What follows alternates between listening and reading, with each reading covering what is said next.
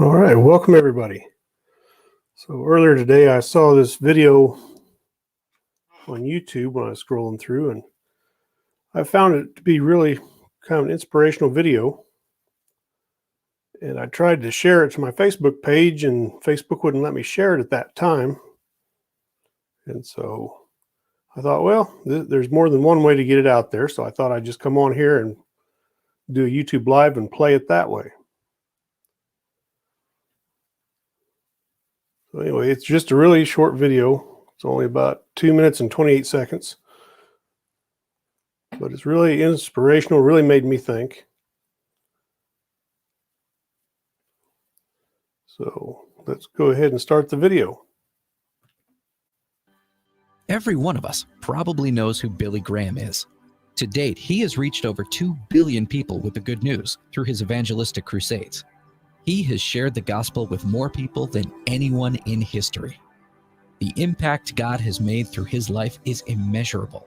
But what many of us probably don't know is who shared the gospel with him and how it all started nearly 100 years before Billy Graham with a man named Edward Kimball.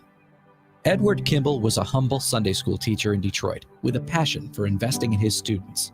One of these students was a young boy who worked at his uncle's shoe store as a teenager. Edward Kimball noticed his lack of interest during class and decided to meet him in his world instead. So he went to him at his job. That encounter would change everything. After their conversation, the boy gave his life to the Lord and went on to be one of the greatest evangelists in history. His name was Dwight L. Moody. During a series of crusades, Dwight L. Moody went to Liverpool, England. While he was there, a man named F.B. Meyer, the pastor of a Baptist church, was transformed by Moody's message. Moody then invited Meyer to tour America with him.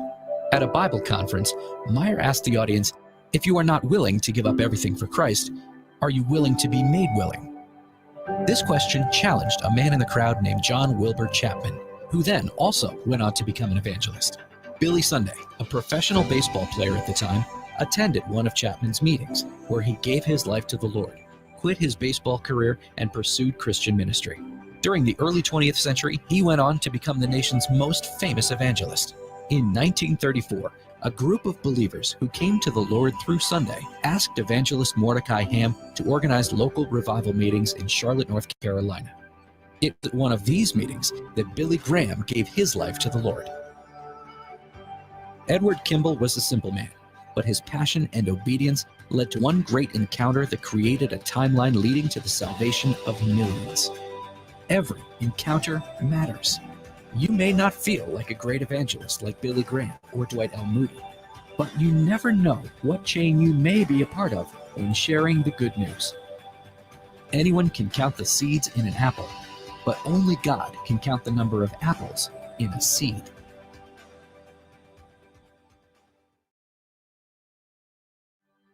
Every one of us probably knows who Billy Graham is.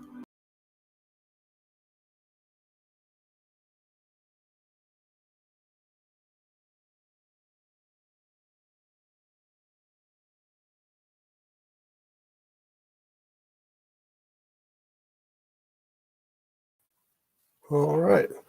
So that was just a short video, but it really made me think. Hardly anybody in the world remembers who D.L. Moody's Sunday school teacher was. But that video showed that one led to, his Sunday school teacher led to him, and then he led to the next one, the next one, the next great evangelist, and then Billy Graham. So even though D.L. Moody's Sunday school teacher wasn't famous, the fact that he reached D.L. Moody, so that D.L. Moody became a great evangelist, and he reached others that reached others that reached others. And so you can see the ripple effect. And so that's really a great reason why we should share the gospel.